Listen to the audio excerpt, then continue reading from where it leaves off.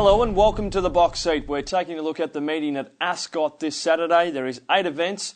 Been a bit of rain around during the week. We're going for a dead 4. 6.4 is the penetrometer. The rails at the 3 metre position. Humid day with a top of around 34 degrees. Hopefully the rain can stay away. Obviously have a really good downpour of rain on Friday, and that should make it a perfect day for racing on this wonderful Ascot service. Let's sink our teeth right into this meeting. Race 1 is the Advanced Hot Water and Air Plate.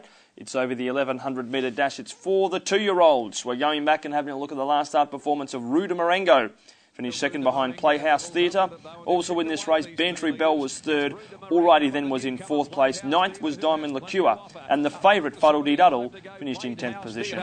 Kicks away from Rue de Marengo. Then 2 lengths to Bantry Bell, followed then by Alrighty Then. But Playhouse Theatre, a very good debut win. Playhouse Theatre beats Rue de Marengo and Bantry Bell. Certainly was a good performance there by Rue de Marengo. That was its second race start. She's a daughter of General Nadeem.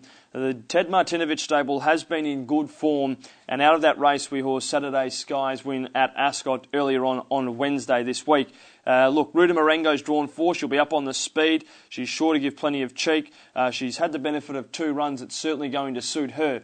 A few of the other runners in the race. Alrighty Then was okay when finishing in 4th position. Bantry Bell 3rd. I thought her effort was good. She's a daughter of Danehill Express. Now the favourite, Fuddle Dee Duddle.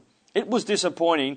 I just think we have to forget that run. She went around as a $3 favourite on that occasion. I just think from the awkward draw, Glenn Smith had no option but to go back. And in these 2-year-old races, it is very, very hard to make up ground with a lot of inexperienced horses in their way. I think from gate 8, she'll be a little more forward. She's up to the 1100. I give her a really good chance. I actually think she'll win the race. I'm pretty confident about race 1, number 1, Fuddle Dee Duddle. A few of the others, I haven't mind the trials of horse 11 here, Who's to Blame.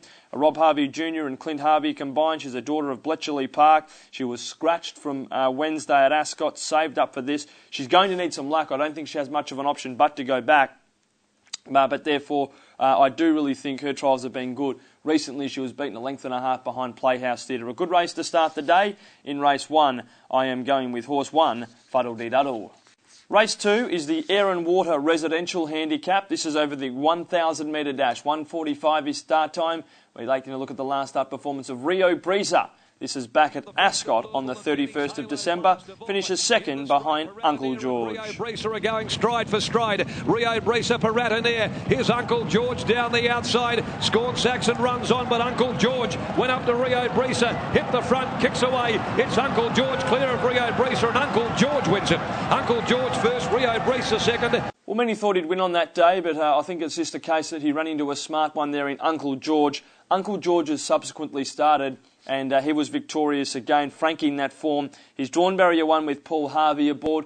He's building up a bit of a bridesmaid's record, 9 starts for 1 win and 4 minor placings, but I think he's capable of bouncing back from 1. He should hold up, but he's right up on the speed. There is good pace in the race. Expect Right Time to go forward, Identity Fraud, and possibly even Jewel City. They may roll the dice with her, and she may go forward.